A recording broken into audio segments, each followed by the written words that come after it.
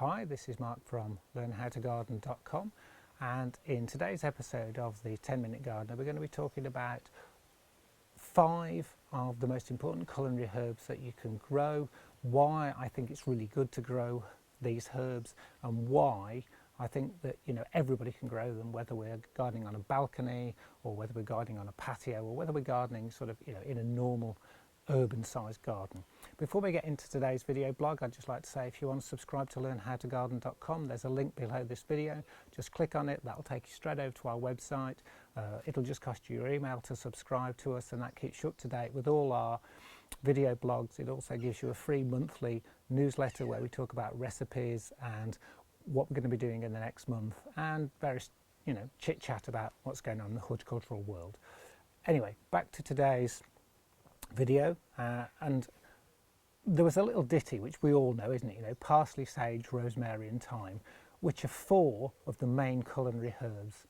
To that I'd add mint, I'd add basil, French tarragon, I would certainly add marjoram, bay, chives. The list is endless, but I think if we deal with the first 5, because basil is a separate entity really, so we'll deal with parsley, sage, rosemary, thyme and mint.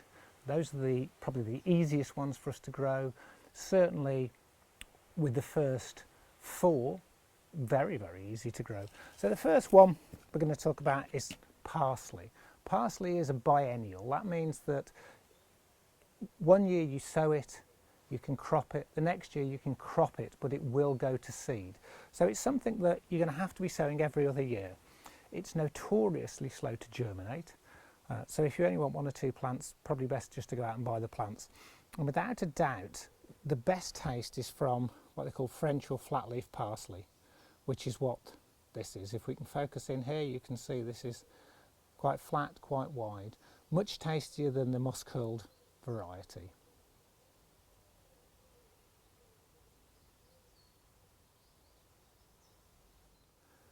And what we have here is, this was parsley from last year. This is about to go to seed, but we can still crop it at the moment. And this is this year's parsley that I sowed this in February, March, and it's just gone out. Parsley needs quite a rich soil.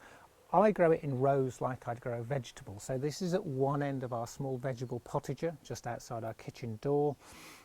It's brilliant just on its own with tomatoes and a salad. Everybody knows the classic parsley sauce with fish. If you're going to grow it in a pot, you really want a pot a minimum 12 inches, which is what this terracotta pot is. It'll grow perfectly okay in normal multi-purpose compost, and you want to be feeding it about every 2 weeks to 2.5 weeks with a liquid feed at about half strength. You're much better to feed it half strength regularly than full strength all the time.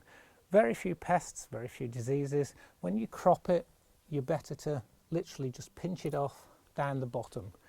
Don't throw away the stalk. Lots and lots of flavour in that stalk. The leaves look brilliant and really nice, but if you chop this stalk into really fine pieces, you'll get a really intense parsley flavour.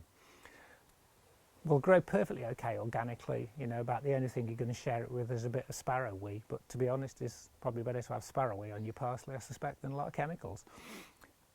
The first of our 5, grow it in rich compost, water it quite regularly, treat it more like a vegetable, and it'll be quite happy. And while we're here, we can talk about this one that's sitting slightly in the shade.